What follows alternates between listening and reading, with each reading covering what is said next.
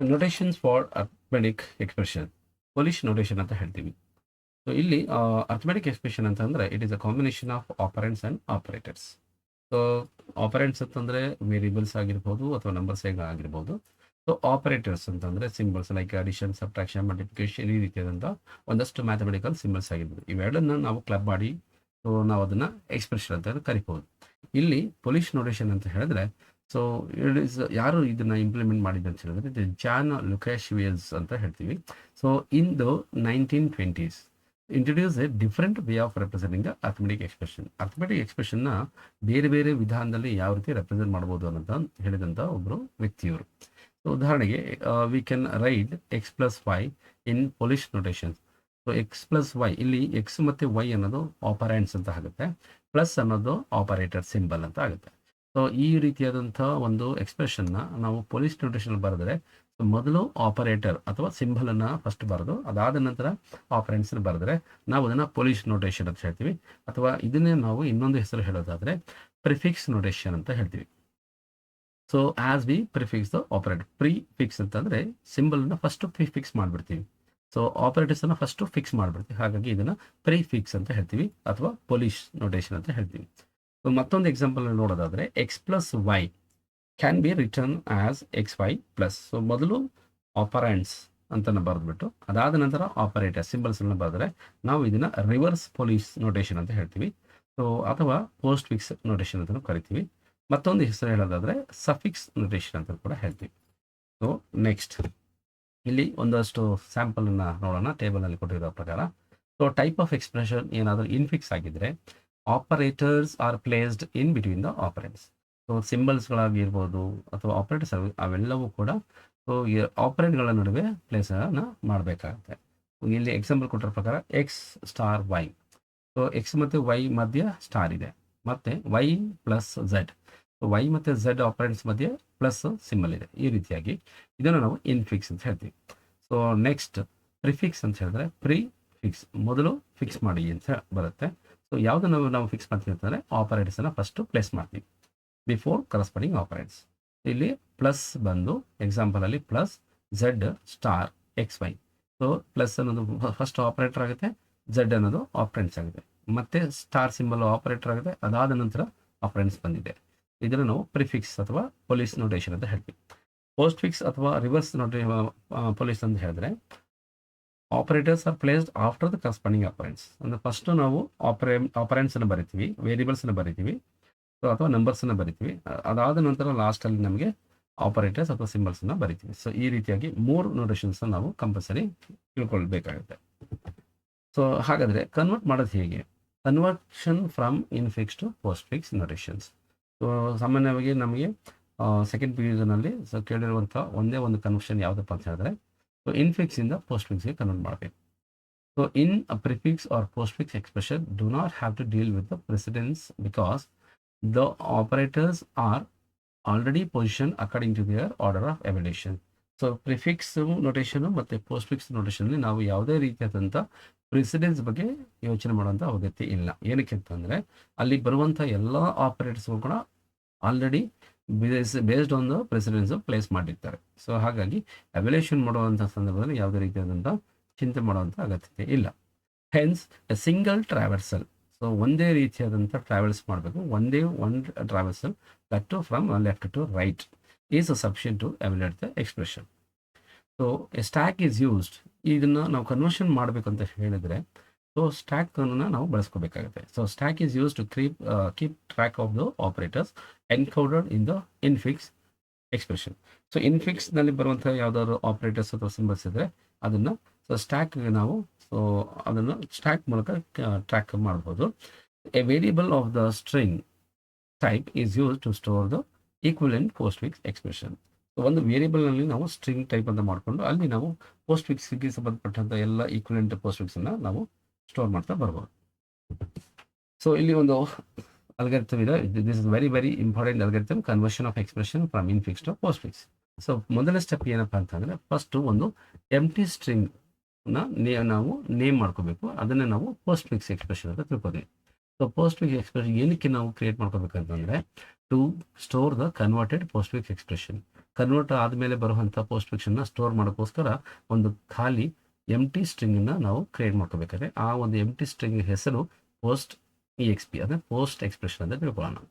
Second ಸ್ಟೆಪ್ಪಲ್ಲಿ input infix expression into a variable say in XP. So ಒಂದು infix expression ತೊಗೊಂಡು ಅದನ್ನು ಒಂದು ವೇರಿಯಬಲ್ಗೆ ನಾವು ಸ್ಟೋರ್ ಮಾಡ್ಕೋಬೇಕು. ಸೊ ಆ ವೇರಿಯಬಲ್ ಹೆಸರು ಏನಂತ ತೊಗೊಳ್ಬೇಕು ಅಂತಂದರೆ ಇನ್ XP. ಇಲ್ಲಿ ವೇರಿಯಬಲ್ ನೇಮ್ಸ್ಗಳು ನಾವು ಇಷ್ಟ ಬಂದ ಹಾಗೆ ನಾವು ತೊಗೊಳ್ಬೋದು. ಬಟ್ ನಿಮ್ಗೆ ಇಲ್ಲಿ ಅರ್ಥ ಆಗೋದಕ್ಕೋಸ್ಕರ ಇನ್ XP ಮತ್ತು ಪೋಸ್ಟ್ XP ಅಂತ ಮಾಡಿದ್ದಾರೆ. ಇನ್ XP ಅಂತಂದರೆ ಇನ್ಫಿಕ್ಸ್ ಎಕ್ಸ್ಪ್ರೆಷನ್, ಪೋಸ್ಟ್ XP ಅಂತಂದರೆ ಪೋಸ್ಟ್ ಎಕ್ಸ್ಪ್ರೆಷನ್ ಅಂತ ತಿಳ್ಕೊಬೋದು.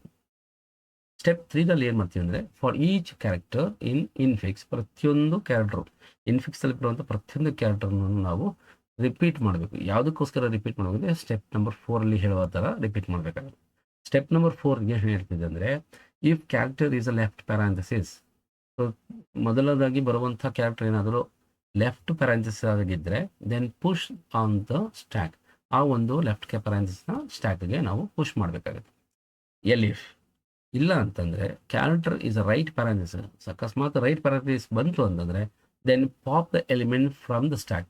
ಸೊ ಅದರ ಅವುಗಳ ನಡುವೆ ಅಂದರೆ ಲೆಫ್ಟ್ ಪ್ಯಾರಾಂಥಸಿಸ್ ಮತ್ತು ರೈಟ್ ಪ್ಯಾರಾಂಥಸಿಸ್ ಮಧ್ಯದಲ್ಲಿ ಬರುವಂಥ ಎಲ್ಲ ಎಲಿಮೆಂಟ್ಸ್ಗಳನ್ನ ನಾವು ಏನು ಮಾಡಬೇಕು, ಸೊ ಪಾಪ್ ಮಾಡಬೇಕಾಗುತ್ತೆ. ಸ್ಟ್ಯಾಕಿಂದ ಪಾಪ್ ಮಾಡಿಬಿಟ್ಟು ಸೊ ಅವೆಲ್ಲ ಎಲಿಮೆಂಟ್ಸ್ಗಳು ಕೂಡ ನಾವು ಪೋಸ್ಟ್ ಫಿಕ್ಸ್ ಎಕ್ಸ್ಪ್ರೆಷನ್ ಇದೆಯಲ್ಲ, ಪೋಸ್ಟ್ ಫಿಕ್ಸ್ ವೇಸ್ಟಿಂಗ್ಗೆ ಅಪೆಂಡ್ ಮಾಡ್ತಾ ಹೋಗಬೇಕಾಗುತ್ತೆ. So until the corresponding left parenthesis is popped. ಎಲ್ಲಿವರೆಗೆ ನಾವು ಇದನ್ನು ಪಾಪ್ ಮಾಡಿ ಅಪೆಂಡ್ ಮಾಡಬೇಕಂತಂದರೆ ಲೆಫ್ಟ್ ಪ್ಯಾರಾಂಥಸಿಸ್ ಎನ್ಕೌಂಟರ್ ಆಗೋವರೆಗೂ ನಾವು ಅಪೆಂಡ್ ಮಾಡ್ತಾ ಹೋಗಬೇಕು.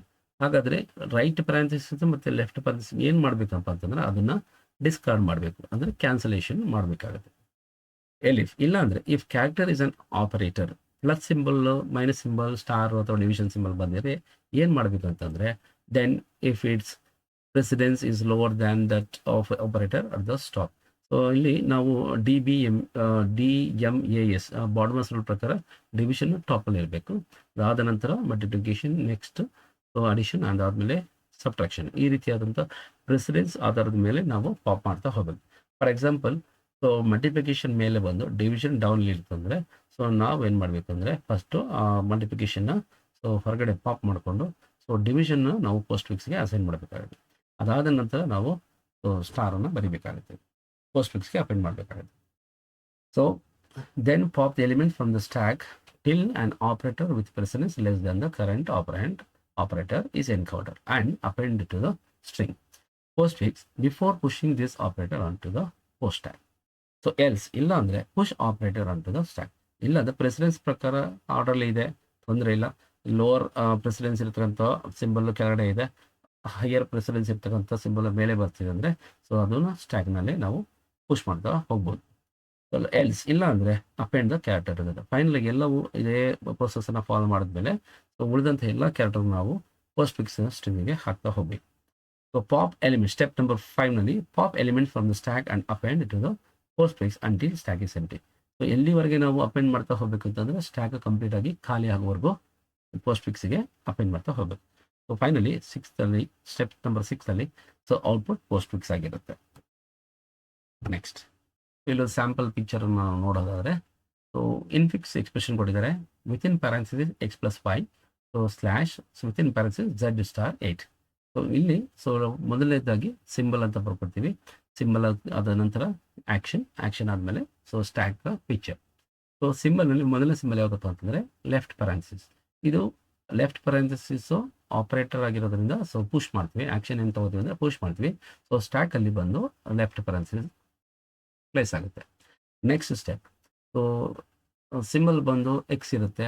ಸೊ ಎಕ್ಸ್ ಅನ್ನೋದು ಒಂದು ಕ್ಯಾರೆಕ್ಟರ್ ಆಗಿರೋದ್ರಿಂದ ಅಥವಾ ವೇರಿಯಬಲ್ ಆಗಿರೋದ್ರಿಂದ ಅಥವಾ ಆಪರೆಂಡ್ ಆಗಿರೋದ್ರಿಂದ so append to string. So postfix ಅನ್ನೋ ಎಕ್ಸ್ಪ್ರೆಷನ್ಗೆ ಅಥವಾ ಪೋಸ್ಟ್ ಫಿಕ್ಸ್ ಅನ್ನೋ ಸ್ಟ್ರಿಂಗ್ಗೆ ಅಪೆಂಡ್ ಮಾಡ್ತಾ ಹೋಗ್ತೀವಿ. ಸೊ ಡೌನ್ನಲ್ಲಿ ಪೋಸ್ಟ್ ಫಿಕ್ಸ್ ಸ್ಟಾರ್ಟಿಂಗ್ನಲ್ಲಿ ಎಂಟಿ ಇತ್ತು, ನೆಕ್ಸ್ಟ್ ಈಗ ಎಕ್ಸ್ ಅಲ್ಲಿ ಅಪೆಂಡ್ ಆಗ್ತಾ ಬರುತ್ತೆ. Next symbol is what plus. So plus ಅನ್ನೋದು ಆಪರೇಟರ್ ಆಗಿರೋದ್ರಿಂದ ನಾವು ಸ್ಟ್ಯಾಕಿಗೆ ಪುಷ್ ಮಾಡ್ತೀವಿ. ಸೊ ಸ್ಟ್ಯಾಕ್ ಪುಷ್ ಅಂದರೆ ನೆಕ್ಸ್ಟ್ ಸ್ಟೆಪ್ ಸಿಂಬಲ್ ಯಾವುದಪ್ಪ ಅಂದರೆ ವೈ ಅನ್ನೋದು ಇಟ್ ಇಸ್ ಅ ವೇರಿಯಬಲ್ ಅಥವಾ ಆಪರೆಂಟ್. ಅದನ್ನು ನಾವು ಪೋಸ್ಟ್ ಫಿಕ್ಸ್ಗೆ ಅಪೆಂಡ್ ಮಾಡ್ತೀವಿ, x5 ಆಗುತ್ತೆ. ಸೊ ಸ್ಟ್ಯಾಕಲ್ಲಿ ಓಪನ್ ಪ್ಯಾರಾಂಥಸಿಸ್ ಪ್ಲಸ್ ಹಾಗೆ ಇರುತ್ತೆ. So next symbol is closing ಪ್ಯಾರಾಂಥಸಿಸ್. Closing parenthesis ಬಂದಾಗ so pop the elements from the stack till open parenthesis encounter. So ಯಾವಾಗ ಆಪೋಸಿಟ್ ಪ್ಯಾರೆನ್ಸ್ ಬರುತ್ತೋ ಆವಾಗ ಅದರಲ್ಲಿ ಇರುವಂಥ ಎಲಿಮೆಂಟ್ಸ್ಗಳನ್ನ ಒನ್ ಬೈ ಒನ್ ನಾವು ಪಾಪ್ ಮಾಡ್ತಾ ಬರಬೇಕು. ಎಲ್ಲಿವರೆಗೆ ನಾವು ಪಾಪ್ ಮಾಡಬೇಕು ಅಂತಂದರೆ ಲೆಫ್ಟ್ ಪ್ಯಾರೆನ್ಸಿಸ್ ಸಿಗೋವರೆಗೂ ನಾವು ಅದನ್ನು ಪಾಪ್ ಮಾಡಿಬಿಟ್ಟು ಅಪೆಂಡ್ ಮಾಡಬೇಕಾಗತ್ತೆ. ಸೊ ಅಪೆಂಡ್ ಎಲ್ಲಿಗೆ ಮಾಡ್ತೀವಿ ಅಂತಂದರೆ ಪೋಸ್ಟ್ ಫಿಕ್ಸ್ ಅನ್ನೋ ವೇರಿಯಬಲ್ಗೆ ಅಪೆಂಡ್ ಮಾಡ್ತಾ ಹೋಗಬೇಕು. ಸೊ ನೆಕ್ಸ್ಟ್ ಉಳಿದಿರೋದು ಲೆಫ್ಟ್ ಪ್ಯಾರೆನ್ಸಿಸ್ ರೈಟ್ ಪ್ಯಾರೆನ್ಸ್ ಎರಡೂ ಕೂಡ ಡಿಸ್ಕಾರ್ಡ್ ಮಾಡ್ತೀವಿ. ಈಗ ಖಾಲಿ ಸ್ಟ್ಯಾಕ್ ಇರುತ್ತೆ. ಎಂಟಿ ಸ್ಟ್ಯಾಕ್ನ ಆದಾಗ ನೆಕ್ಸ್ಟ್ ಸಿಂಬಲ್ ಆಗುತ್ತೆ ಡಿವಿಷನ್ ಸಿಂಬಲ್. ಡಿವಿಷನ್ ಸಿಂಬಲ್ಲು ಸ್ಟ್ಯಾಕಿಗೆ ಪುಷ್ ಆಗುತ್ತೆ. ಸೊ ನೆಕ್ಸ್ಟ್ ಓಪನ್ ಪ್ಯಾರೆನ್ಸಿಸ್ ಅದು ಕೂಡ ಸಿಂಬಲ್ ಸೊ ಸ್ಟ್ಯಾಕ್ಗೆ ಪುಷ್ ಆಗುತ್ತೆ. ಸೊ ಎಕ್ಸ್ಪ್ರೆಷನ್ ಏನಿದೆ ಪೋಸ್ಟ್ ಫಿಕ್ಸ್ನಲ್ಲಿ ಎಕ್ಸ್ ವೈ ಪ್ಲಸ್ ಇರುತ್ತೆ. ಸೊ ನೆಕ್ಸ್ಟ್ ಇಸ್ ಝೆಡ್ ಬರುತ್ತೆ. ಸೊ ಝೆಡ್ ಅನ್ನೋದು ಕೂಡ ಆಪರೆಂಡ್ ಆಗಿರೋದ್ರಿಂದ ಪೋಸ್ಟ್ ಫಿಕ್ಸ್ಗೆ ಅಪೆಂಡ್ ಮಾಡ್ತೀವಿ. ಎಕ್ಸ್ ವೈ ಪ್ಲಸ್ ಝೆಡ್ ಅಂತ ಆಗುತ್ತೆ. ನೆಕ್ಸ್ಟ್ ಸ್ಟಾರ್ ಸಿಂಬಲ್ ಇದೆ. ಸ್ಟಾರ್ ಸಿಂಬಲ್ ಕೂಡ ನಾವು ಸ್ಟ್ಯಾಕಿಗೆ ಪುಷ್ ಮಾಡ್ತೀವಿ. ಅದಾದ ನಂತರ 8 ಇದೆ. 8 ಅನ್ನೋದು ವ್ಯಾಲ್ಯೂ ಆಗುತ್ತೆ, ನಂಬರ್ ಆಗುತ್ತೆ. ಅದನ್ನು ಪೋಸ್ಟ್ ಫಿಕ್ಸ್ಗೆ ಅಪೆಂಡ್ ಮಾಡ್ತೀವಿ. ಎಕ್ಸ್ ವೈ ಪ್ಲಸ್ ಝೆಡ್ 8 ಆಗುತ್ತೆ. So next is closing parenthesis. ಇಲ್ಲಿ ಕ್ಲೋಸಿಂಗ್ ಪ್ಯಾರೆನ್ಸಿಸ್ ಬಂತು ಅಂತಂದರೆ ಸೊ ನಮಗೆ ಎಲ್ಲಿವರೆಗೆ ಲೆಫ್ಟ್ ಪ್ಯಾರೆನ್ಸ್ ಸಿಗುತ್ತೋ ಅಲ್ಲಿವರೆಗೂ ಪ್ರತಿಯೊಂದು ಎಲಿಮೆಂಟನ್ನು ನಾವು ಪಾಪ್ ಮಾಡಿಬಿಟ್ಟು ಪೋಸ್ಟ್ ಫಿಕ್ಸ್ಗೆ ಅಸೈನ್ ಮಾಡಬೇಕು. ಸೊ ಮೊದಲು ಪೋಸ್ಟ್ ಫಿಕ್ಸಲ್ಲಿ ಎಕ್ಸ್ ವೈ ಪ್ಲಸ್ ಝೆಡ್ 8 ಇದ್ದಿದ್ದು next x Y plus z star 8 star ಆಗುತ್ತೆ. ಅದಾದ ನಂತರ ನೆಕ್ಸ್ಟ್ ಯಾವುದೇ ಸಿಂಬಲ್ ಕೂಡ ನಾವು ಪುಷ್ ಮಾಡೋದಕ್ಕೆ ಇರೋದಿಲ್ಲ. Remaining is slash. ಆ ಸ್ಲ್ಯಾಶನ್ನ ನಾವು ಲಾಸ್ಟಲ್ಲಿ ಅಪೆಂಡ್ ಮಾಡ್ತಾ ಹೋಗಿ. ಸೊ ಫೈನಲಿ ಪೋಸ್ಟ್ ಫಿಕ್ಸ್ ಏನು ಬರುತ್ತೆ ಅಂತಂದರೆ X Y plus Z 8 star then division symbol slash. Next so evaluation of postfix. ಈಗ ನಾವು ನಂಬರನ್ನು ಕೊಡ್ತೀವಿ. ಸೊ ಆ ನಂಬರ್ಗಳನ್ನ ಕೊಟ್ಟಾಗ ನಾವು ಯಾವ ರೀತಿ ಎವ್ಯಾಲ್ಯೂಯೇಷನ್ ಮಾಡೋದು ಅಂತ ಹೇಳಿದ್ರೆ step number 1 input postfix expression into variable. ಕೊಟ್ಟಿರುವಂಥ ಒಂದು ಪೋಸ್ಟ್ ಫಿಕ್ಸನ್ನು ನಾವು ವೇರಿಯಬಲ್ಗೆ ಅಸೈನ್ ಮಾಡ್ಕೊಳ್ಬೇಕಾಗುತ್ತೆ. Second step for each character in postfix repeat step 3.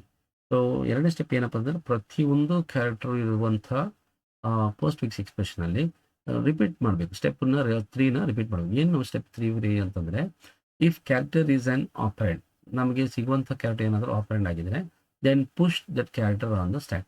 So ಸ್ಟ್ಯಾಕ್ಗೆ ನಾವು ಅದನ್ನು ಹಾಕೋಬೇಕಾಗುತ್ತೆ, ಪುಷ್ ಮಾಡಬೇಕಾಗುತ್ತೆ. ಇಲ್ಲ ಅಂದರೆ ಎಲ್ಸ್ ಆ ಕ್ಯಾರೆಕ್ಟರ್ ಏನಾದರೂ ಆಪರೆಂಡ್ ಆಗಿಲ್ಲ ಅಂತಂದರೆ pop 2 elements from the stack and apply the operator. So ಕೇವಲ ಬರೀ ನಂಬರ್ಸ್ ಇದೆ ಅಂತ ಆದಾಗ ಸೊ ನೆಕ್ಸ್ಟು ಆಪರೇಟರ್ ಏನು ಬಂದುಬಿಟ್ರೆ ಸೊ ಟಾಪ್ ಮೋಸ್ಟ್ 2 ಎಲಿಮೆಂಟ್ಸನ್ನು ನಾವು ಪಾಪ್ ಮಾಡಿಕೊಂಡು ಅವುಗಳ ಮಧ್ಯೆ ನಾವು ಆಪರೇಟರ್ನ ಅಪ್ಲೈ ಮಾಡಬೇಕಾಗುತ್ತೆ on the popped elements and push the computed value on to the stack. Computation ಮುಗಿದ್ಮೇಲೆ ಮತ್ತೆ ಬಂದಿರುವಂಥ ರಿಸಲ್ಟನ್ನು ಸ್ಟ್ಯಾಕ್ಗೆ ಪುಷ್ ಮಾಡಬೇಕಾಗುತ್ತೆ. ಸೊ ಈ ರೀತಿಯಾದಂಥ ಸ್ಟೆಪ್ಸನ್ನು ಫಾಲೋ ಮಾಡ್ತಾ ಹೋಗಬೇಕು. Step number 4 stack has a single element. ಕೊನೆಗೆ ಒಂದೇ ಒಂದು ಎಲಿಮೆಂಟ್ ಉಳ್ಕೊಂಡಿದ್ದಾಗ then pop that element and output as the net result. So ಅದನ್ನು ಪಾಪ್ ಮಾಡಿಬಿಟ್ಟು ಉಳಿದಿರುವಂಥ ಎಕ್ಸ್ಪ್ರೆಷನ್ನೇ ಫೈನಲ್ ಆಗಿ ನೆಟ್ ರಿಸಲ್ಟ್ ಅಂತ ಹೇಳ್ತೀವಿ. ಎಲ್ಸ್ ಔಟ್ಪುಟ್ ಏನಾಗುತ್ತೆ ಅಂದರೆ ಇಲ್ಲ ಅಂದರೆ ಇನ್ವ್ಯಾಲಿಡ್ ಪೋಸ್ಟ್ ಫಿಕ್ಸ್ ಎಕ್ಸ್ಪ್ರೆಷನ್ ಅಂತ ನಾವು ಡಿಸ್ಪ್ಲೇ ಮಾಡಬೇಕಾಗುತ್ತೆ. ಸೊ ಇದನ್ನು ನಾವು ಅರ್ಥ ಮಾಡ್ಕೊಳ್ಳೋಕ್ಕೆ ಸೊ ನೆಕ್ಸ್ಟ್ ಸ್ಲೈಡಲ್ಲಿ ಒಂದು ಪಿಕ್ಚರ್ನ ನೋಡ್ಬೋದು. 782 ಸ್ಟಾರ್ 4/+ ಅಂತ ಇದೆ. ಇಲ್ಲಿ ಸಿಂಬಲ್ಸ್ ಲಾಸ್ಟಲ್ಲಿ ಬಂದಿರೋದಿಲ್ಲ, ಇದು ಪೋಸ್ಟ್ ಫಿಕ್ಸ್. ಇದನ್ನು ನಾವು ಎವ್ಯಾಲ್ಯೂಯೇಷನ್ ಮಾಡಬೇಕಂದ್ರೆ ಒಂದು ಸಿಂಬಲ್ ಅಂತ ಬರ್ಕೊಂಡು ಆ್ಯಕ್ಷನ್ ನೆಕ್ಸ್ಟು ಎಂಟಿ ಸ್ಟ್ಯಾಕ್ನ ಬರ್ಕೊಳ್ಬೇಕಾಗುತ್ತೆ. ಮೊದಲ ಸಿಂಬಲ್ ಏನಪ್ಪ ಅಂದರೆ 7. ಸೊ 7 ಅನ್ನೋದು ಆಪರೆಂಡ್ ಆಗಿರೋದನ್ನು ಸ್ಟ್ಯಾಕ್ಗೆ ಪುಷ್ ಮಾಡ್ತೀವಿ. ಸೊ ನೆಕ್ಸ್ಟ್ ಸಿಂಬಲ್ ಯಾವುದಪ್ಪ ಅಂದರೆ 8 ಕೂಡ ಆಪರೆಂಡ್, ಅದನ್ನು ಕೂಡ ಸ್ಟ್ಯಾಕಿಗೆ ಪುಷ್ ಮಾಡ್ತೀವಿ. ಸೊ ಇಲ್ಲಿ ನೆಕ್ಸ್ಟ್ ಬಂದು 2 ಇದೆ. 2 ಕೂಡ ಆಪರೆಂಡೇ, ಅದನ್ನು ಕೂಡ ನಾವು ಸ್ಟ್ಯಾಕಿಗೆ ಪುಷ್ ಮಾಡ್ತೀವಿ. ಸೊ 7, 8, 2 ಅನ್ನೋದು 3 ಎಲಿಮೆಂಟು ಸ್ಟ್ಯಾಕಲ್ಲಿದೆ.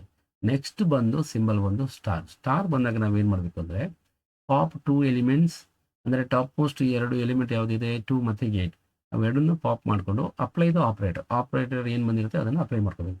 ಸೊ 2 ಮತ್ತು 8 ಮಧ್ಯೆ ಸ್ಟಾರ್ ಮಾಡಿಕೊಂಡ್ರೆ 2 8 16.